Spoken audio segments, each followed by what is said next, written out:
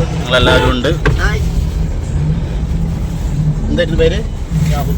രാഹുൽ തിരുവനന്തപുരം അല്ലേ? ഡ്രൈവർ രാഹുൽ.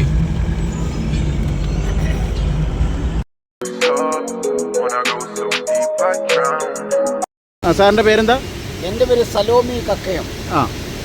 എവിടെ ഗൈഡായിട്ട് വർക്ക് ചെയ്യുന്ന.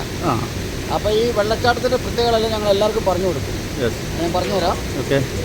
ഇതാണ് ഉരക്കുഴി വെള്ളച്ചാട്ടം എന്ന് പറയും. ഉരക്കുഴിന്ന് പേര് വരാൻ കാരണം നൂറ്റാണ്ടുകൾക്ക് മുമ്പ് വെള്ളം വന്ന് ചാടി പാറയ്ക്ക് താഴത്ത് ഉരുള് പോലെ പൊത്ത, അതുകൊണ്ടാണ് ഉരക്കുഴി വെള്ളച്ചാട്ടം എന്ന് പേര് വരാൻ കാരണം. ആൾക്കാരുണ്ടാക്കി വെള്ളം ഏകദേശം 600 അടി താഴ്ചയിലേക്ക് വെള്ളം പോകുന്നു. കോഴിക്കോട് ബീച്ചിൽ 2000 പാറയുടെ മൂർത്തിക്കെല്ലാവരും വെള്ളം ഒഴുകുന്ന ഇപ്പം നമ്മൾ പറഞ്ഞ ഉരുള് പോലെ പാറക്കൂടെ സംശയങ്ങൾ ചോദിച്ചോ പല ഭാഗത്തായി.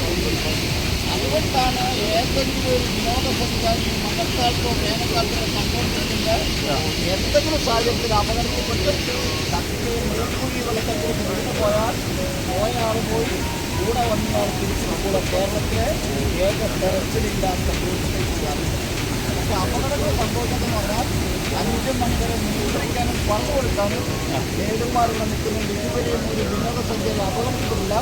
പക്ഷെ വെള്ളച്ചാട്ടം പുറലോകം അറിയപ്പെടാൻ തുടങ്ങിയത് അടിയന്തരാവസ്ഥക്കാലത്ത് കക്കയം ക്യാമ്പിൽ നിന്ന് പോലീസുകാർ ഉരുട്ടിക്കൊന്ന് എന്തെങ്കിലും വിചാരിച്ച് സഖാബ് രാജൻ്റെ ബോഡി കൊണ്ടിട്ട് നിങ്ങൾ കേൾക്കുന്ന പോലെ ഞങ്ങൾ കേൾക്കുന്ന കേട്ടുകളിൽ മാത്രമേ ഉള്ളൂ. അന്ന് തൊട്ടാണ് ആളുകളെല്ലാം ഈ വെള്ളച്ചാട്ടം കാണാൻ വേണ്ടി ഈ പുഴ കടന്ന് കാട്ടുകുറ കയറി ആ കാഞ്ഞത്തിന് മരുന്ന് പിടിച്ച് 76 മുതൽ ഇതിൻ്റെ യഥാർത്ഥ താഴ്ഭാഗമാണ് അങ്ങനെ കക്കയോ വെള്ളവും പുറലോകം അറിയപ്പെടുന്നത്. ഈ വെള്ളപ്പോയി Look, fresh off the bus from touring, I got a main chick, but she bored. I had to let her go, I had to move on so I could see what I was missing all of.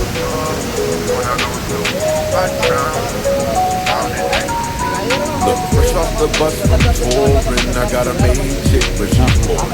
I had to let her go, I had to move on so I could see what I was missing all of. താഴോട്ടേക്ക് പതിക്കുന്ന കാണത്തില്ല, അവിടെ പൊത്തുപിടിയിലെ വെള്ളം പോലെ. അതുകൊണ്ടാണ് ഈ വെള്ളച്ചാട്ടത്തിന് വേറൊരു പേരും കൂടെ വരാൻ പോവാണ്.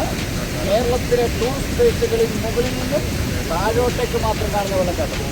നമ്മുടെ അരിപ്പാറ, സൂചിപ്പാറ, തുഷാരഗിരി, അതിരപ്പള്ളിയിലെ പോയിട്ടുണ്ടെങ്കിൽ അടിഭാഗത്ത് നിന്ന് മുകളിൽ വെള്ളം പതിക്കുന്നതാണ്. അത് കാണുന്നത് ഈ പാലം ഉണ്ടാകും. നമുക്ക് ആ തൂക്കുപാലത്തിൽ കയറി ഇതിൻ്റെ യഥാർത്ഥ ഭൂമിയിലേക്ക് വെള്ളം പോകുന്നത് കാണാൻ വേണ്ടി തൂക്കുപാലം നിർമ്മിച്ച് ഇത് പൊളിഞ്ഞു പോകാൻ കാരണം 2018 പ്രളയ സമയത്ത് കേരളത്തിലെ എല്ലാ അണക്കെട്ടും തുറന്നുകൊണ്ടപ്പോൾ കക്ക അണക്കെട്ട് തുറന്നുകൊണ്ട് ആ അണക്കെട്ടിലെ വെള്ളം കാട്ടിലെ വെള്ളം കൂടി പാലം മൂടി ഒന്ന് വെള്ളം കഴിയാം 3 ദിവസം.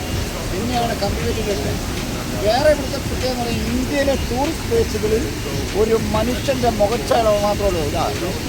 കണ്ണ്, മൂക്ക്, വായു കാണിച്ച് ഈ തള്ളിക്കുന്ന ഇരുട്ടായി കഴിഞ്ഞാൽ ആന കാട്ടുപോത്തിൻ്റെ സെൻറ്ററാണ്. റേഞ്ചും ഇല്ലാത്തതുകൊണ്ട് വിനോദസഞ്ചാരികളെ 5 മണി വരെ മാത്രം നിർത്തുള്ളൂ. 10 കിലോമീറ്റർ തലയാട് ചീടിക്കുഴി, അതിന് പരിവാരം 31 ലക്ഷണി, 33 പടിഞ്ഞാറത്തറ ബാണാസുര സാഗർ. പടിഞ്ഞാറത്തറ ബാണാസുര സാഗറിന് വെള്ളം തുറന്നിട്ട് കക്ക അണക്കെട്ട് വരും.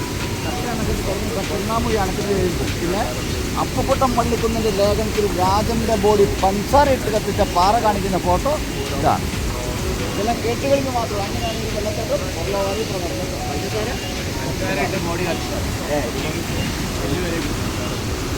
ഏകദേശം മനസ്സിലായത്.